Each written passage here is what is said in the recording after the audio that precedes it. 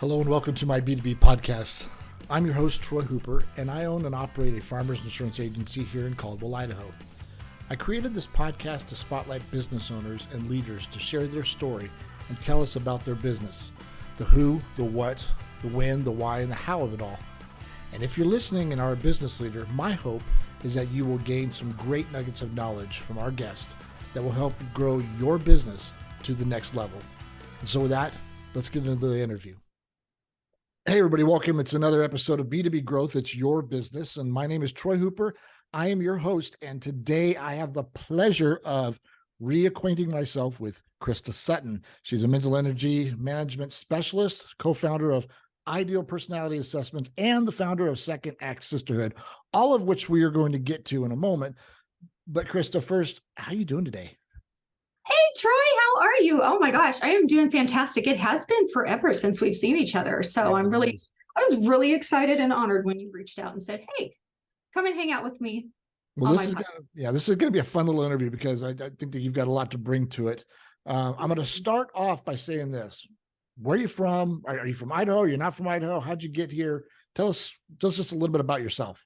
Perfect. Love Idaho. We've been here, about 7.5 years. We moved here from Wyoming. I'm a Wyoming native, basically. Spent most of my life there, grew up there, raised our kids there. And my sister and her family relocated here 8 years ago because my brother-in-law happens to be with Norco. And they moved here in the summer of 2014, and we followed them 2 years later. 10 months later, not 2 years, 10 months later, and have loved every minute of it since. I mean, who knew that fall was actually a season, right? All in one day too. Yeah. Oh boy. Well, okay. So before we start digging into what you are currently doing, which is a lot, and I'm excited to get into that, what were you doing prior to that? Oh my gosh. Well, I've been coaching now for 13 years. Been working from home since way before it was cool. And my coaching business has just evolved. Before I made the decision to leave corporate America, I actually was in the insurance industry. I spent 15 years.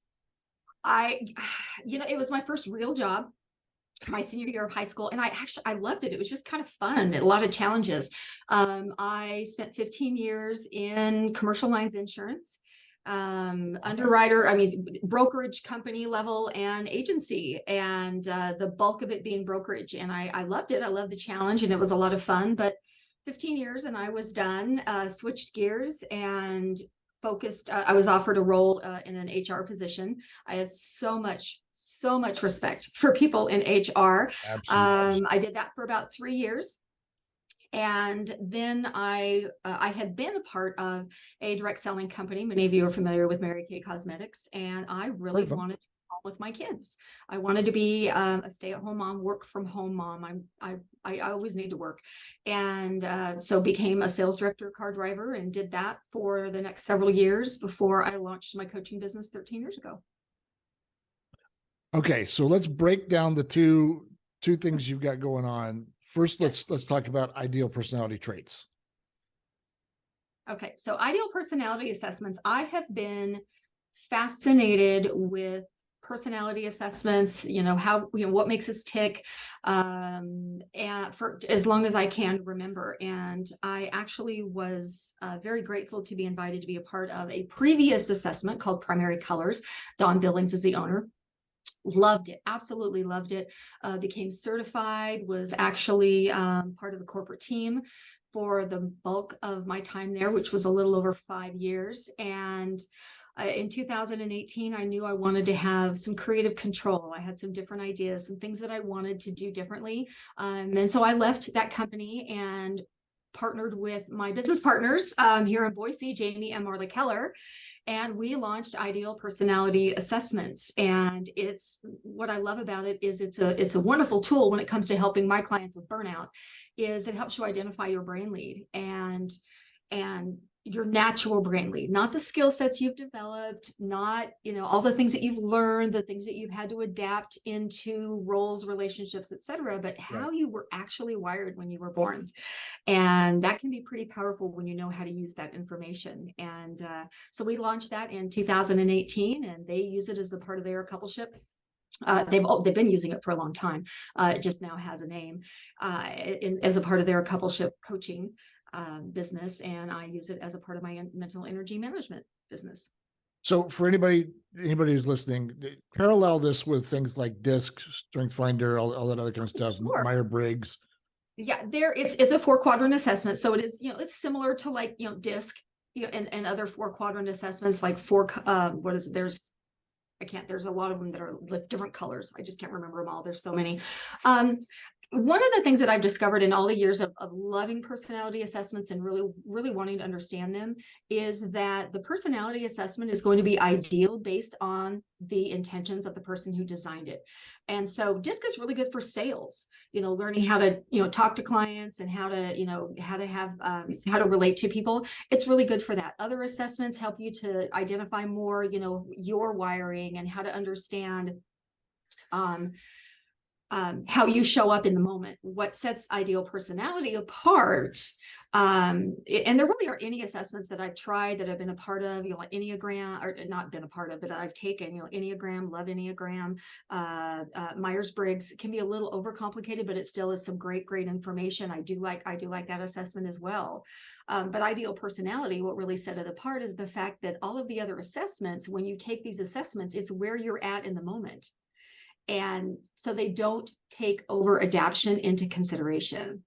The way that we give the assessment and the results that you get are going to get you more in alignment with how you were wired when you were born. And it'll be able to identify where you've over adapted. And so that you can start to understand the different skill sets you've developed, how your environment and your relationships have impacted you, not good or bad or right or wrong. They have. We all adapt. And how that can be causing you to use up to 10 times more mental energy in any given situation. And that, of course, leads to burnout. Yeah. Wow. That's a A great mouthful. information. I know. But it's good information because a lot of people, it's good to delineate it between these other type of stuff, and you using it in your coaching business is great because you've got firsthand knowledge of how it works. So it's not like you're just grabbing somebody else's stuff. You're engaging like that. Okay. So then let's talk about Second Act Sisterhood. Okay. So not the movie, but yeah, not the movie. So Second Act Sisterhood is actually the newest adventure that I have undertaken. Previously, I had a group coaching program and a membership community online. This started back in early 2019, called Get Off the Damn Hamster Wheel. And it was geared helping, seriously, get off the damn hamster wheel. Because, okay, you get it though, right? Yeah, I do. Yeah. So it's a pretty good name. And it was designed to help, to help business professionals, in particular women, but I had men that joined the program as well, be able to, one, identify, their brain lead, figure out how they're wired, how to use that information, switch their mindset, dive into, self-care, which I know people are so sick of that word, but seriously, there are some foundational things that you need to do to take care of you before anything else can happen. And then, of course, other things like boundaries, and then the mental energy management piece. And it's not about stopping doing what you've been doing because, oh no, I'm wired differently. It's learning how to reset, reserve, and restore your mental energy so that you can still continue to do the things, but do them in a way that it doesn't facilitate the burnout. So I did that up until November of 2021, and I realized that I too had become burnt out. And so I made a decision to step away, close down my community. It was heart-wrenching, but I needed to do it. And I had a group coaching program at the time that I wrapped it up early 2022, and then took the better part of last year to figure out, okay, what can I create that will serve someone who I get at a very deep level, who gets me at a very deep level, and help them create whatever amazing things they want to create, all while avoiding burnout. And two words that had been stuck in my head had been collaboration and freedom. And Okay, yeah. yeah, so in November, almost a year to the day from the day I made the decision to close down, to get off the damn hamster wheel, program, platform, all of it. I get another download. I wake up and it's like, this is what collaboration looks like. And so the Second Act Sisterhood was born. And it's actually going to be launching this month.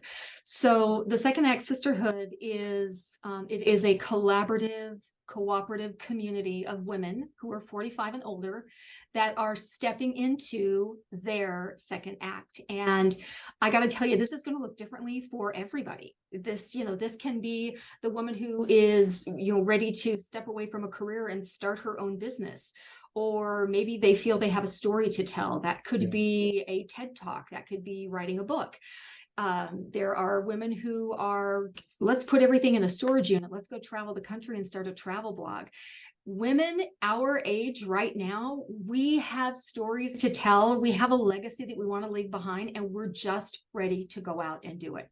And the Second Act Sisterhood is going to help facilitate that by bringing together a group of experts and providing our membership access to these experts in their own specific areas that help us to accomplish three things. Number one, to help us accomplish taking care of ourselves first, figuring out where we are now and who do we need to become? Yeah. Who do we need to grow into to be able to create this thing that we want to create? Secondly, help us navigate and manage the external piece. Boundaries, relationships. When we make big decisions, women, when we make big decisions and change, people respond to that. We get feedback. How do we navigate all the externals, from the relationships to the fear behind it, the inevitable change, the financial piece, all of the things. And then last but not least, that third tier is going to be, okay, great. We've managed these two. Now let's go and let's make the change and have you show up and do the things that you've been longing to do, the dream that you want to bring to life. And we've got some amazing experts on tap. We have 13 as of right now. My goal is to bring on 15 experts that are going to have their own very specific niche and will be able to be accessed by all of the members of the group. It's not a group coaching program. This is a community. So and that's going to be launching later this month. I'm really, really over the moon excited. And I just play one small piece. Other than being the founder and the facilitator, I am but one of the experts. Okay, so here's what's cool. Most of the interviews that I've done have either been a business owner, small business, so that like in a retail setting or whatever, entrepreneurial to some degree. The questions have kind of been standard, but with you, the exciting part is I get to tweak this a little bit, because I think that this has a lot to do with your entrepreneurial journey. Amen. Where you kind of wake up in the morning and said, I don't like the direction I'm going. I'm going to change it. I'm going to do something different or like that. So the question I want to ask you, because you've said this earlier too, you're like almost 100% online. What you do. I am 100% online. Our experts are all over the country and Canada. Members can be anywhere in the world. So the first question I want to ask, because again, people who are watching this might have their own questions and say, I'd like to get started on something like this, whatever. So how do you market? How do you earn business? Over the last 13 years of coaching, I have an incredible circle. Here's the thing, at the end of the day, everything is about relationships. Absolutely everything we do is relationship based. And so I have, through different connections and online, I've been connected to people through LinkedIn and Facebook and face-to-face through retreats that I've attended. My business coach, who happens to be in Colorado Springs, and just a lot of networking here in Treasure Valley. I mean, I've met so many amazing people here in Treasure Valley. I think about a third of my experts are right here in the Boise area, and all the way out to Star, I think. And so it's the way that I'm marketing this is honestly I've brought together some amazing women who are ridiculously talented and successful. And they themselves have also built relationships, and they have their own circle of people. And we are going to be bringing all of that together and just asking, just showing up, Yeah. being on social media, having the conversation, answering the questions, and then making the ask and the invite. There's no formal marketing plan. Here's the thing, Troy, you know me. I'm a front right brain creator. Don't talk to me about a business plan or a strategy. It's this feels right, and I'm going to go do it. And the thing that I've been very blessed with is that's never failed me, ever. It's never failed me in this business. So the person who's listening today and says, I hear that you're the type of person that just says, I get up off the couch, I go, I do it. Yeah. What kind of advice would you give to them if they wanted to head a direction like this, or just even if they were struggling between, I'm trying to decide on this or then this, what would you tell them? Pick something and try. I think so many of us get caught up in that over analysis, analysis paralysis. We overthink things to death. We do that with social media. I remember being in a space in my life where, and I still catch myself sometimes, okay, where I'm like analyzing, what should I post? Who am I marketing to? Who needs to? Just stop it. Just do it. If you have an idea, act on it. If just go and do it. Just try something. Here's the really cool thing about being in an entrepreneurial space. Go try it, and if it doesn't work, take the lesson, forget the experience, and go try something else. I mean, that's part of the fun. Entrepreneurialism is supposed to be fun. Yeah, not all of it is, but it's supposed to be fun. So go have fun with it. Yeah, there's just a lot to be said about just, I mean, not to ruin it with a Nike symbol, but just do it. Yeah, just do it. Seriously, just do it. Just go and freaking do it. And, there's probably a lot of left brainers that have, if they're still listening to this, are just like, no, you have to have already checked out. Well, and there are a lot of personalities that they do need that. And I'm going to be really honest. All business needs to have a plan. But here's the thing: if you're the dreamer and the person who just gets excited and wants to go do things, at some point you're going to need to find someone like that to kind of anchor you down and fill in those gaps. And I have that person. I have a brilliant business coach.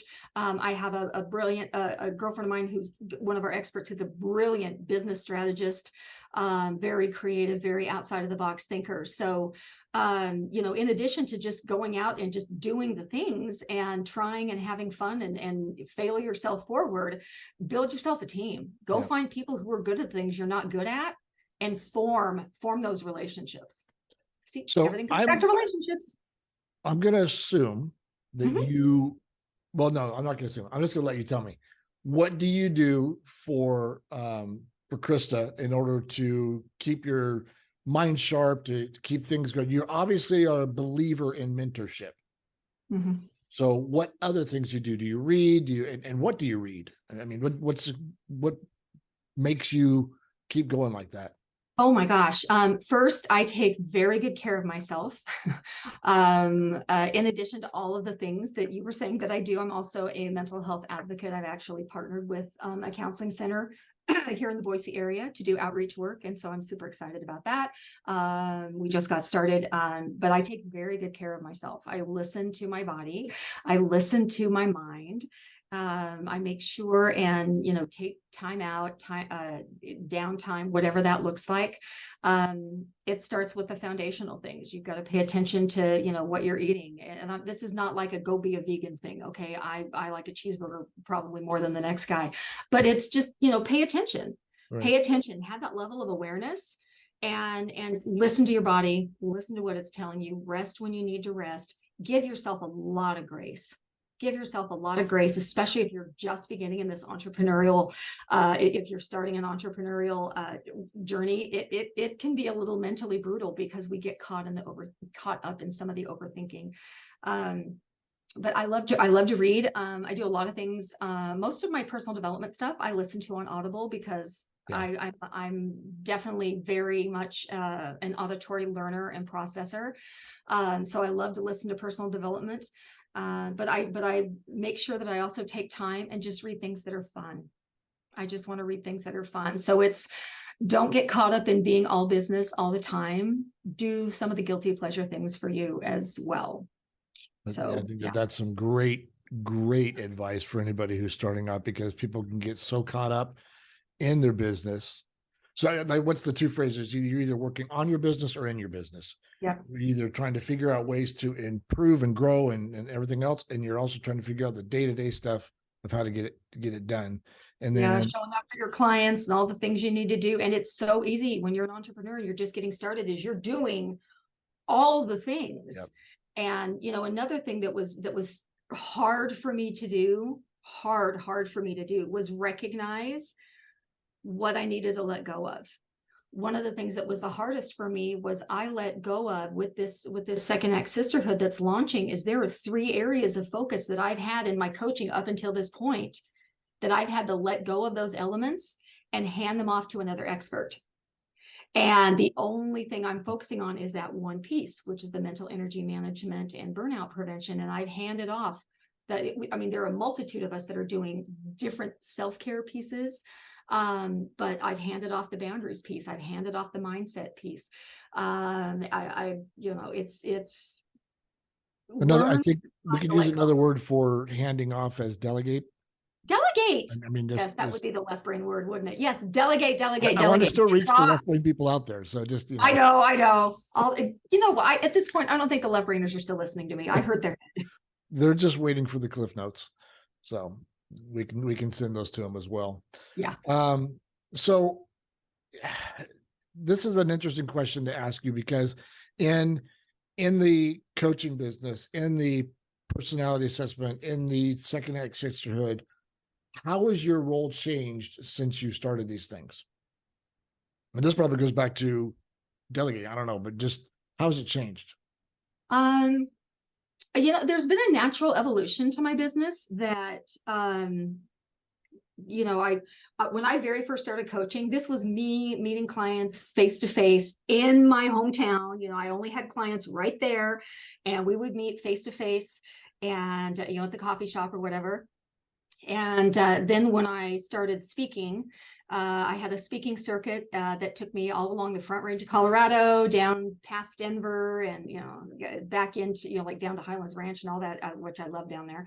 And then I started picking up a lot of clients down there. So then it evolved into the phone thing, and I was talking to people on the phone, and then Zoom happened. And I think one of the biggest decisions that I made that was so impactful for me in my entrepreneurship journey is really taking an inventory of where is my time going.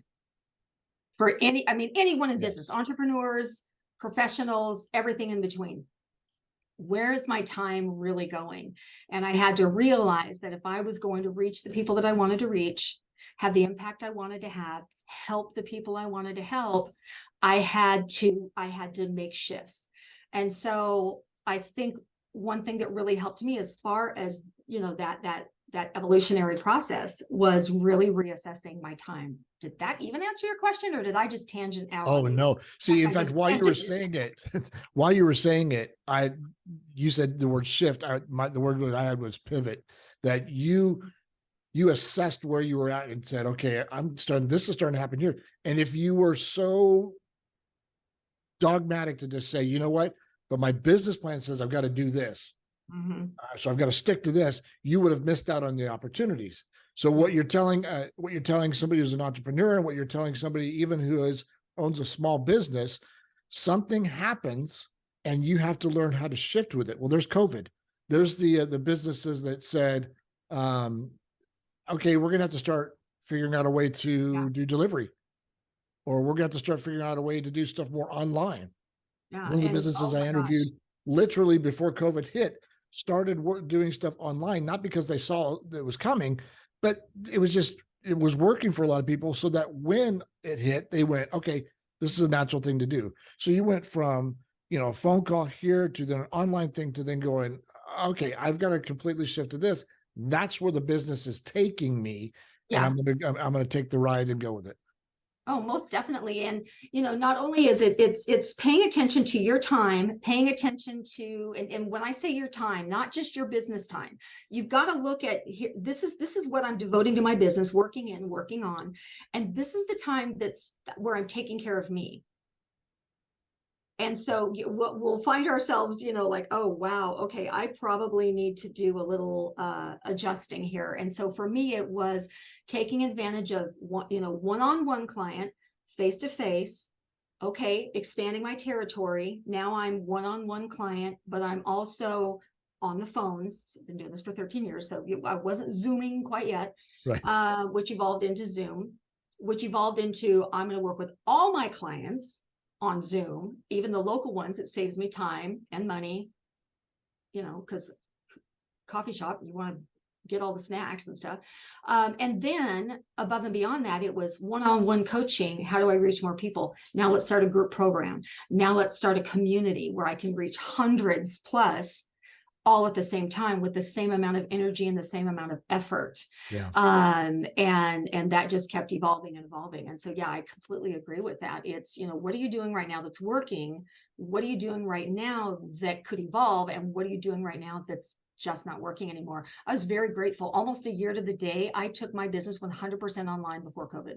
Almost 1 year to the day. Wow. It was in March of 2019 or 2018. So it didn't impact you at all. 2019. Yeah. Really, no. I mean, the only thing that impacted me during that time frame was people just there was a big chunk of people, and I think a lot of businesses experienced this because they weren't working. It wasn't an investment. Coaching is one of the first things to go when it comes from an investment. It wasn't a mandatory thing, but it did not impact me the way I thought it would have. I mean, my business went down just a little bit, but not very much. It was negligible at best. Yeah.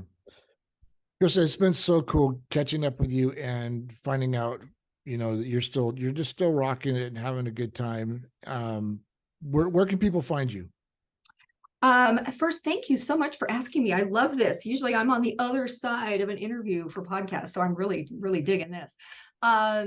People can find me right now. I would love to give you all this information, but it's still being built. But you can find me on social media: Facebook, Instagram, TikTok, and LinkedIn, and YouTube at Christa Sutton Coach.